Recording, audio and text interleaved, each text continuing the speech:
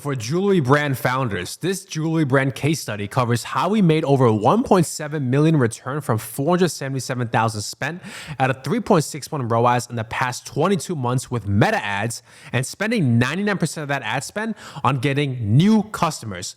Now, this is only for you if your jewelry brand makes around $35K per month online or more and you want to scale further online. Now, here's proof of results over the 22 months. You can see the time frame here, and in the ad account, the results here. Here's the spend, the ROAS, and the total return. Now, some details on this jewelry brand. Their AOV is $125 in 2023, so above $100. Main market is the US, and they were barely running any ads prior to us coming in.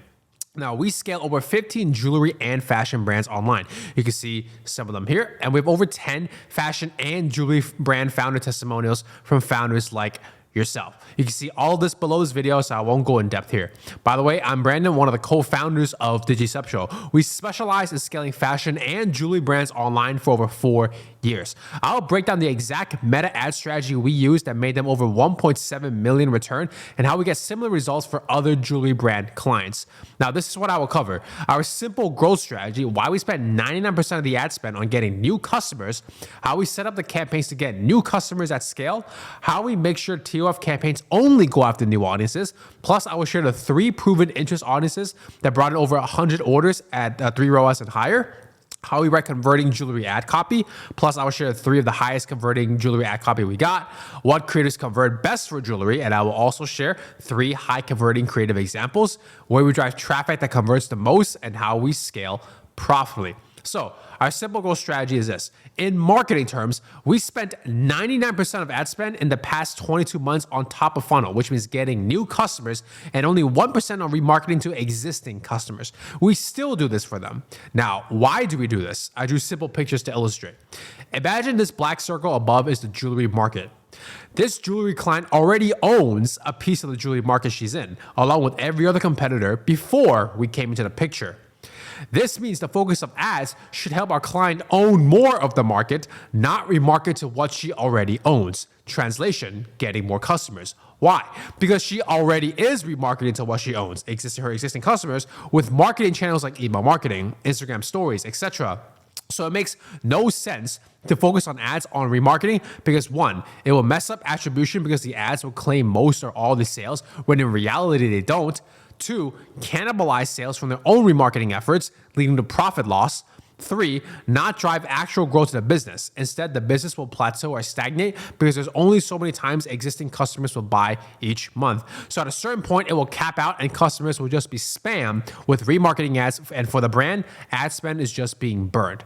Side note, if your agency is spending 10% or more on remarketing, they are just leeching off the hard work you already have done, which is getting the customers in the first place. And this can confuse you because ROAS looks high, but you don't know why you aren't growing as much as you want to. The truth is, the ROAS is inflated. And now, all the money and real growth is found by owning more of the market. That is why we spend 99% of the ad spend on getting new customers. So now that we covered our simple growth strategy at a high level, we'll dive into how we execute this strategy. So how we set up campaigns to get new customers at scale. Since we focus on getting new customers, we structure campaigns to be focused on top of funnel.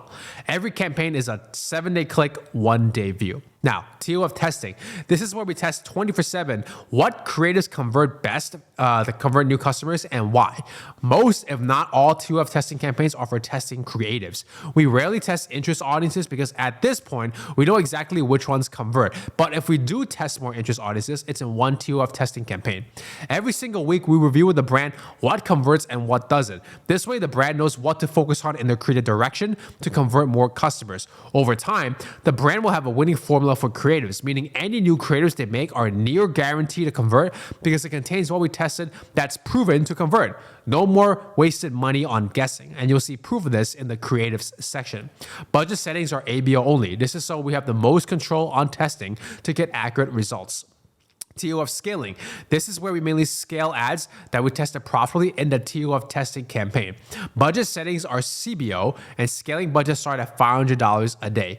Each scaling campaign has a combination of 4 winning interest targeting audiences that have a total audience size of 50 million. And I'll cover more on the how we scale profitably later.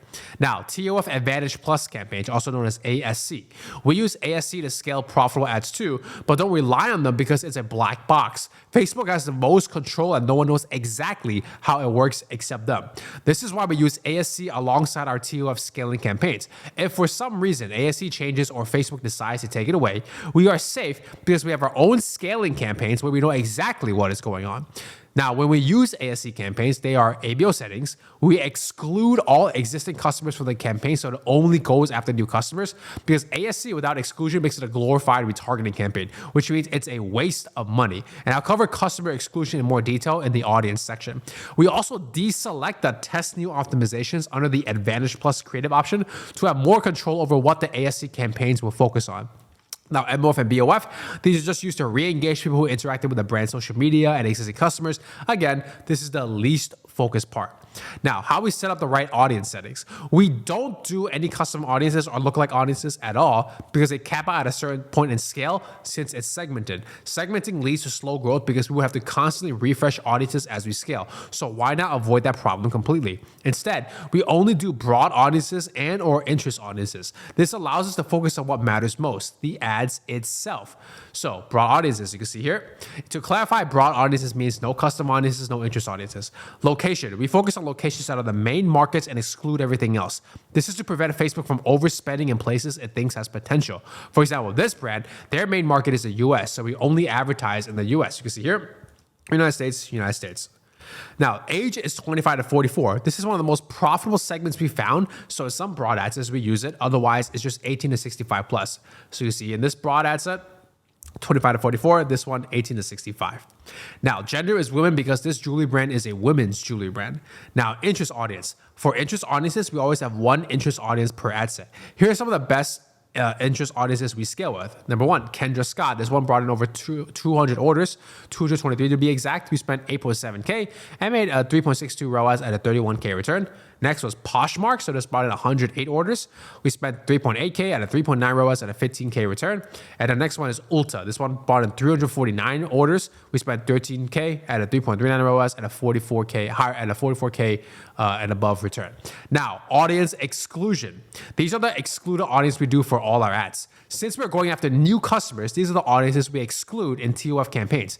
We exclude anyone who has engaged with the brand's Facebook and Instagram the past 180 days, anyone who has visited the website in the past 180 days, all current customers a lifetime, and all email subscribers lifetime. So all customers lifetime, we title it exclude this, you can see under customer list.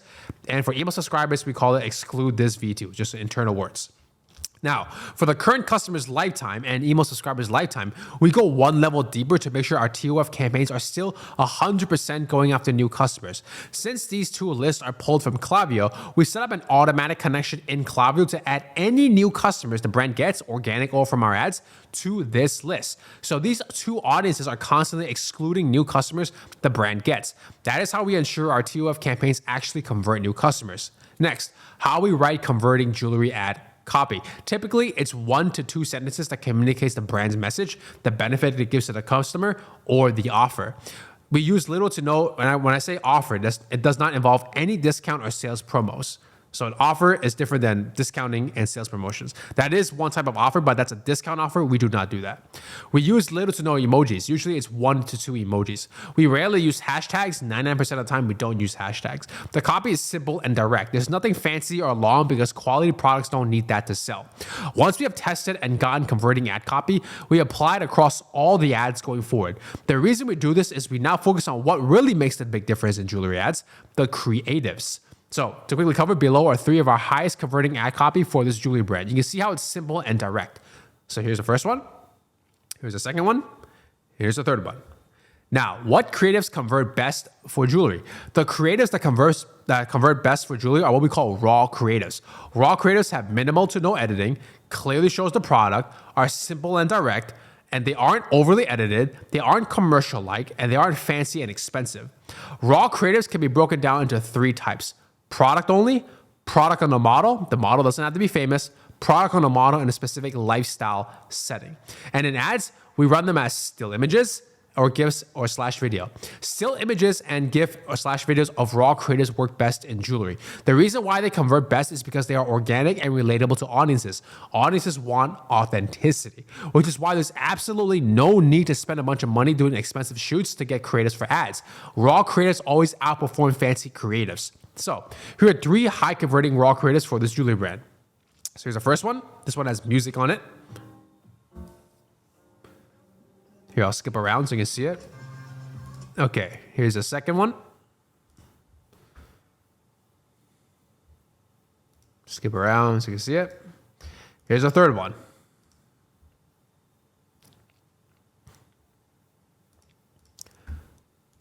You see, in these examples, the raw creative type is a product on the model, the hand, in a specific lifestyle setting, which has the luxury goods around, and they are videos. There's nothing fancy about it. It's extremely direct. The only edit, quote unquote, on one of them was music.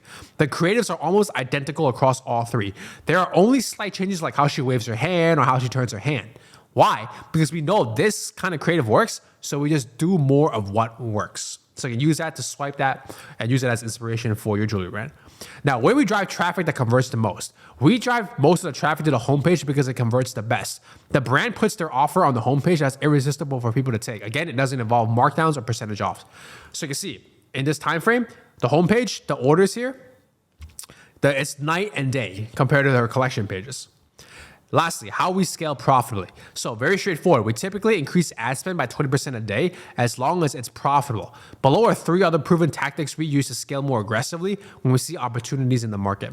Vertical scaling, we increase the budget of winning ads by 30% every 48 hours. It has to be 48 hours to make sure ROAS is stable and profitable. If it is, we increase again by 30%. We keep repeating this as long as ROAS stays stable and profitable after every 48 hours. Quickfire scale. We increase budget by 20%. We wait 2 minutes and we increase again by 20% if the learning phase does not reset. We keep repeating this as long as the learning phase does not reset. Third, duplicate and raise. We duplicate profitable ad sets into a new 2F scaling campaign and raise the budget by 30 to 40%. Bottom line, as long as it's profitable, we keep scaling it up. In summary, we spend 99% of the ad spend on getting new customers to drive real growth to the brand. We have 3 TOF campaigns: ASC, TOF testing, and TOF scaling. Rest is MOF/BOF. ASC, we exclude existing customers and deselect test new optimizations. TOF testing, we use ABO. TOF scaling, we use CBO. Any ads we tested profitably from TOF's testing, we scale them here. Audience settings. We focus on the main markets only. We don't use custom audiences or lookalike audiences, only broad and interest audiences. We exclude all existing customers, email subscribers, and people who engaged and or visited the website in the past 180 days. Converting jewelry ad copy is simple and direct. Little to no emojis and hashtags. Once we have winning angles, we apply it to all ads going forward except for specific launches or events. Raw creatives are the highest converting creatives for jewelry. Simple, little to no editing, clearly shows the product. The 3 types are product only, product on a model, doesn't have to be a famous model, product on a model in a specific lifestyle setting. We drive most of the traffic to the homepage because they convert new customers the best. We scale profitably by increasing spend 20% a day and using the other 3 tactics: vertical scaling, quickfire scale, duplicate, and raise. That is how we made over 1.7 million return from 477,000 spent and a 3.6 ROAS in the past 22 months from Meta ads, and by spending 99% of that ad spend on getting new customers. Here's the result again. Now, you can take our strategy and try to scale your jewelry brand with it, or work with us to get there in half the time without all the mistakes. If you're interested in working with us, book a call with me by clicking the book a call button below this video. Again, this is only for you if your jewelry brand does $35K per month online or more. You'll speak to me personally, not some random salesperson, so I can understand your brand more and see if it's a fit. We are very transparent and no BS. Here's how we work if it's the right fit. It's free to start. You don't pay us anything up front. You only pay at the end of the month if the ads are profitable. And we calculate profitability before we start so we are both on the same page. It's also month to month. There are no locked or minimum contracts. There's no catch. This is all written in an agreement. The reason why we do this is because you can only make an informed decision once you start, which is why we make it free to start. So to put it simply, it's free to start. You only pay if you're profitable at the end of the month. It's month to month. Now, because we work upfront and no charge, we can only take on a limit of 5 jewelry brands per month. So if getting new customers and scaling your jewelry brand is a priority right now, book a call with me by clicking the book a call button below this video, and I look forward to connecting.